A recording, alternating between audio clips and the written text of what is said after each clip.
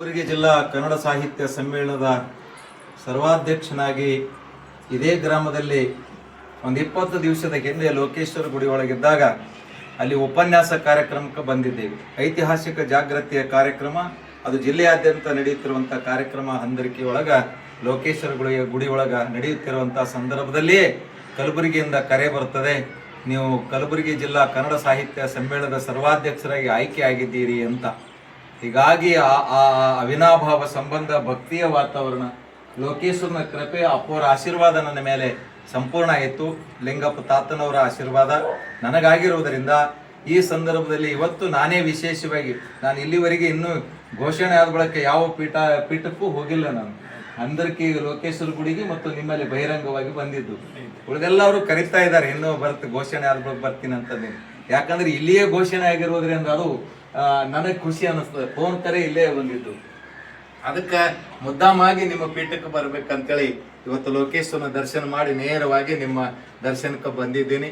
ಸಾಹಿತ್ಯ ಸಮ್ಮೇಳನ ಅಂತಂದ್ರೆ ಅದು ದೊಡ್ಡ ಸಾರಸ್ವತ ಲೋಕ. ನಾವು ಸಾಂಸ್ಕೃತಿಕ ಲೋಕದ ಸಚಿವರಿದ್ದಂಗೆ, ಮಂತ್ರಿಗಳಿದ್ದಂಗೆ ಆ ಸಮ್ಮೇಳನ ನೋಡಬೇಕಾದ ಬಹಳ ಅದ್ಭುತವಾದಂಥ ಸಮ್ಮೇಳನ ಇರ್ತದೆ. ಕನ್ನಡ ಕಲೆ, ಸಾಹಿತ್ಯ, ಸಂಗೀತ, ಇವತ್ತೇನು ಕನ್ನಡಕ್ಕೆ ಮೊಟ್ಟ ಮೊದಲ ಒಂದು ಪಾಠಶಾಲೆ ನಿಮ್ಮೂರಿನೊಳಗೆ ಕನ್ನಡ ಕಲಿಸಿದಂಥ ಒಂದು ಪಾಠಶಾಲೆ 1000 ವರ್ಷಗಳ ಹಿಂದೆ ಇಲ್ಲಿತ್ತು. ಅದೇ ಪಾಠಶಾಲೆಯಲ್ಲೇ ನನಗೆ ಸಾಹಿತ್ಯ ಸಮ್ಮೇಳನದ ಅಧ್ಯಕ್ಷ ಘೋಷಣೆ ಆಗಿದಂಥ ಸುದ್ದಿ ತಿಳಿದಿದ್ದು. ನೋಡ್ರಿ, ಎತ್ತಣ ಮಾಮರ ಎತ್ತಣ ಕೋಗಿಲೆ. ನಾನು ಹುಟ್ಟಿದ್ದು ಆಳಂದ, ಆದರೂ ಇಲ್ಲಿಯೇ 40 ವರ್ಷಗಳ ಕಾಲ ಸುದೀರ್ಘವಾಗಿ ಸೇವೆ ಸಲ್ಲಿಸಿದೆ ನಾನು. ಹೀಗಾಗಿ ಶಿಕ್ಷಕನಾಗಿ, ಸಾಹಿತ್ಯ ಪರಿಷತ್ತಿನ ಅಧ್ಯಕ್ಷನಾಗಿ, ಸಮ್ಮೇಳನ ಅಧ್ಯಕ್ಷನಾಗಿ ನಾನು ಕೆಲಸ ಮಾಡಿದ್ದೀನಿ. ಹಂದರಿಕೆಗೆ ಅನೇಕ ಸಲ ಬಂದಿದ್ದೀನಿ ನಾನು. ಸಾಹಿತ್ಯ ಸಮ್ಮೇಳನ ಪರಿಷತ್ ಅಧ್ಯಕ್ಷದಾಗ ಹಳ್ಳಿ ಅಡಿಗೆ ಕಸಪ್ಪ ನಡೆ ಕನ್ನಡದ ಜಾಗೃತಿ ಕಾರ್ಯಕ್ರಮ ಅನ್ನುವಂಥ ಸಂದರ್ಭದಲ್ಲಿ ಅನೇಕ ಇಲ್ಲೆಲ್ಲ ಶಾಲೆ ಕಾಲೇಜುಗಳಿಗೆ ಈ ಭಾಗದಲ್ಲಿ ಬಂದು ಓಡಾಡಿದೆ ನಾನು. ಹೀಗಾಗಿ ಇವತ್ತಿನ ದಿವಸ ನನಗೆ ಖುಷಿ ಕೊಟ್ಟಂಥದ್ದು ಏನಂತಂದ್ರೆ, ಬಹಳ ಜನರಿಗೆ 70-80 ವಯಸ್ಸಾದವರಿಗೆ ಸಮ್ಮೇಳನ ಅಧ್ಯಕ್ಷ ಸಿಗ್ತದೆ. ನಾನು ಇನ್ನೂ ರಿಟೈರ್ಮೆಂಟ್ ಆಗಿಲ್ಲ, ಇನ್ನು ನಿವೃತ್ತಿ ಅಂಚಿನಲ್ಲಿ ಇದ್ದೀನಿ, ಇನ್ನೂ 1.5 ವರ್ಷ ಇದೆ. 58 ವರ್ಷದವನಿಗೆ, ಒಂದು ಕಿರಿಯ ವಯಸ್ಸಿನವನಿಗೆ ಸಮ್ಮೇಳನ ಅಧ್ಯಕ್ಷ ಸಿಗುವುದಂದ್ರೆ ಇದು ಲಿಂಗಪ್ಪ ತಾತನ ಒಂದು ಆಶೀರ್ವಾದ ಮತ್ತು ಲೋಕೇಶ್ವರನ ಆಶೀರ್ವಾದ ಅಂತ ನಾನು ಭಾವಿಸ್ತೀನಿ.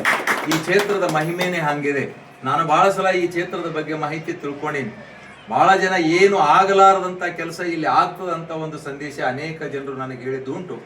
ನಾನು ಸಾಕ್ಷಾತ್ವಾಗಿ ನಂಬಿದ್ದಂದ್ರೆ ಈ ಅವಧಿ ಘೋಷಣೆ ಆಗಿದ್ದಕ್ಕಾಗಿ ನನಗೆ ಒಂದು ಬಹಳ ನಂಬಿಕೆ ದೃಢಗೊಂಡಿದೆ. ನಂಬಿಕೆ ಈ ಪೀಠದ ಮೇಲೆ, ಈ ಕ್ಷೇತ್ರದ ಮೇಲೆ, ಈ ಹಂದರಿಕೆ ಲೋಕೇಶ್ವರನ ಮೇಲೆ ಭಕ್ತಿ ಅಗಾಧವಾದಂಥ ನನಗೆ ಮೂಡಿದೆ. ಅದಕ್ಕಾಗಿ ಪುಣ್ಯ ದರ್ಶನ ಪಡಿಬೇಕಂತೇಳಿ ಇವತ್ತು ಕಾಶಿ ದರ್ಶನದಷ್ಟೇ ನನಗೆ ಪವಿತ್ರವಾದಂಥ ದರ್ಶನ ನಿಮ್ಮ ಕ್ಷೇತ್ರದಾಗಿದೆ. ನೀವೆಲ್ಲರೂ ಕೈ ಕೂಡ ಏನು ಅಪ್ಪವರು ಆಶೀರ್ವಾದದಿಂದ ನನಗೆ ಸಮ್ಮೇಳನ ಅಧ್ಯಕ್ಷ ಪಟ್ಟ ಸಿಕ್ಕಿದೆ. ನೀವೆಲ್ಲರೂ ಸಹಿತ ಬಂದು ಅಪ್ಪವರು ಆಶೀರ್ವಾದದಿಂದ ತಾವು ಸಹಿತ ಸಮ್ಮೇಳನಕ್ಕೆ ಬಂದು ಅಲ್ಲಿ ಬರ್ಬೋದು. ಅಂದರೆ ಹೊರಗಡೆ ಇದೆ, ಕಲಬುರಗಿ ಒಳಗೆ ಕನ್ನಡ ಭವನದಲ್ಲಿ ಫೆಬ್ರವರಿ 16-17 ಇರೋದರಿಂದ ತಾವು ಬಂದು ಆಶೀರ್ವಾದ ಮಾಡಿ ಹೋಗ್ಬೇಕಂತ ನಾನು ವಿನಂತಿ ಮಾಡ್ಕೊಳ್ತಿದ್ದೀನಿ. ಎಲ್ಲರಿಗೆ ಕೇಳಿ, ನನ್ನ ತಾಲೂಕಿನ ಜನತೆಗೆ, ನೀವು ಸಹಿತ ಹಂದರಿಕೆಯವರು ಯಾಕೆ ಮೊದಲು ಬರ್ಬೇಕಂದ್ರೆ ಹಂದರಿಕೆಯಲ್ಲಿಂದ ಸುದ್ದಿ ಸಂಗ್ರಹ ಆಗಿದೆ, ನಿಮ್ಮಿಂದೇ ಪ್ರಾರಂಭ ಆಗ್ಯದ, ನಿಮ್ಮವರಿಗೆ ಸಿಕ್ಕಂಗಾಗ್ಯದ. ಹಿಂಗಾಗಿ ನೀವೆಲ್ಲರೂ ಭಾಗವಹಿಸಬೇಕು, ಸಮ್ಮೇಳನ ಯಶಸ್ವಿ ಮಾಡಬೇಕು.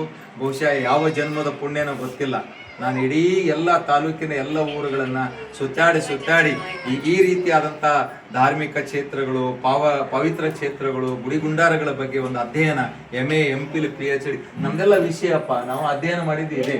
ಹೀಗಾಗಿ 23ಕ್ಕೂ ಹೆಚ್ಚು ಪುಸ್ತಕಗಳನ್ನು ಬರೆದಿದ್ದೀನಿ, ಸಾಹಿತ್ಯದ ಪ್ರಕಾರಗಳನ್ನು ಕೊಟ್ಟಿದ್ದೀನಿ, ಈ ನೆಲಕ್ಕೆ ದುಡಿದಿದ್ದೀನಿ. ಒಂದೊಂದು ಹನಿ ಸಹಿತ ರಕ್ತ ಇದಕ್ಕೆ ನಾನು, ಯಾಕಂದರೆ ಬಿಸಿಲು, ಗಾಳಿ, ಮಳೆ, ಬಿಸಿಲು ಎನ್ನದೇ ನಾನು ಈ ನೆಲಕ್ಕಾಗಿ ಒಂದಿಷ್ಟು ಪ್ರಚಾರ ಆಗಲಿ, ಸಾಮಾಜಿಕ ಕಾರ್ಯಕ್ರಮ, ಬೇರೆ ಬೇರೆ ಧರ್ಮ, ಅಧ್ಯಾತ್ಮ ಯಾರು ಕರೆದ್ರೂ ಸಹಿತ ಪೀಠಗಳಿಗೆ, ಏನು ಅಧ್ಯಾತ್ಮದ ಪೀಠಗಳಿಗೆ ಹೋಗಿ ಬರ್ತೀನಿ. ರಾತ್ರಿ 12 ಗಂಟೆ ಆದರೂ ಆ ಪೀಠಕ್ಕೆ ದರ್ಶನ ತೊಗೊಂಡು ನನ್ನ ಮನೆಗೆ ಸೇರ್ತೀನಿ ನಾನು. ಅಂಥ ಸಂದರ್ಭದಲ್ಲಿ ಇವತ್ತು ಸುವರ್ಣ ಅವಕಾಶ ಸೇಡಂ ತಾಲೂಕಿನವ್ರಿಗೆ ಸಿಕ್ಕಿದೆ. ಅಂದರೆ ಇದು ನನಗೆ ಸಿಕ್ಕಂಗಲ್ಲ, ಇಡೀ ಸೇಡಂ ಕ್ಷೇತ್ರದ ಜನತೆಗೆ ಮತ್ತು ವಿಶೇಷವಾಗಿ ಅಪ್ಪವರ ಆಶೀರ್ವಾದ ಕ್ಷೇತ್ರದ ಮೇಲೆ ಇರುವುದರಿಂದ ಜಗನ್ನಾಥ್ ರೆಡ್ಡಿ ಅವರು ಕೇಳಿದ್ರು, ನೀವೆಲ್ಲಾಗ ಬರ್ತೀರಿ ಅಂತ ಅನ್ನುವಂಥದ್ದು. ನಾನು ಲೋಕೇಶ್ವರನ ದರ್ಶನ ನೀವು ಕರೆಯೋದು ಬೇಡ ನನಗೆ, ನಾನು ಲೋಕೇಶ್ವರನ ದರ್ಶನ ಬರ್ತೀನಿ ಮತ್ತು ಅಪ್ಪವರ ಆಶೀರ್ವಾದ ಪಡ್ಲಿಕ್ಕೆ ಬರ್ತೀನಿ ಅಂತೇಳಿ ಇವತ್ತು ಈ ಊರಿಗೆ ಬಂದಿದ್ದೀನಿ, ಈ ಕ್ಷೇತ್ರದ ದರ್ಶನ ಪಡೆದುಕೊಂಡಿದ್ದೀನಿ. ಮುಂದೆ ನಿಮ್ಮ ಆಶೀರ್ವಾದ ಇರಬೇಕ್ರಪ್ಪ.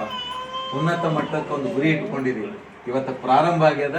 ಉನ್ನತ ಸ್ಥಾನಕ್ಕೆ ಹೋಗ್ಬೇಕಂತ ನನ್ನ ಆಸೆ ಇದೆ. ನಿಮ್ಮೆಲ್ಲರ ಹಾರೈಕೆ, ನಿಮ್ಮ ಆಶೀರ್ವಾದ ನಮ್ಮ ಮೇಲೆ ಇರಲಿ ಅನ್ನುವಂಥ ಮಾತನ್ನು ಹೇಳಿ ನಿಮ್ಮೆಲ್ಲರಿಗೂ ಶರಣು.